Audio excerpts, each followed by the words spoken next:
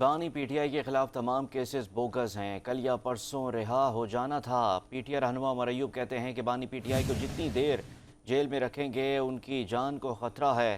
انسداد دہشت گردی عدالت کے باہر عمر ایوب نے میڈیا سے گفتگو کرتے ہوئے کہا کہ ہمارے ممبران کو پارلیمنٹ ہاؤس کے اندر سے گرفتار کیا گیا، میں اسی شہر میں پڑھتا رہا۔ 8 فروری کو عوام نے ان کے چیپٹرز بند کر دیے۔ سانحہ پارلیمنٹ پر نظر ثانی کرنی چاہیے۔ بانی پی ٹی آئی کا کسی مقدمے میں کوئی کردار نہیں ہے۔ آئی پی پی اس معاہدے نون لیگ کے دور میں اور پیپلز پارٹی کے دور میں ہوئے۔ اس معاہدے کے تحت آپ بجلی بنائیں یا نہ بنائیں آپ کو پیمنٹ ہو جاتی ہے۔ میں وزیر توانائی تھا تو ریٹ 2.5 سینٹ پر لے آئے تھے۔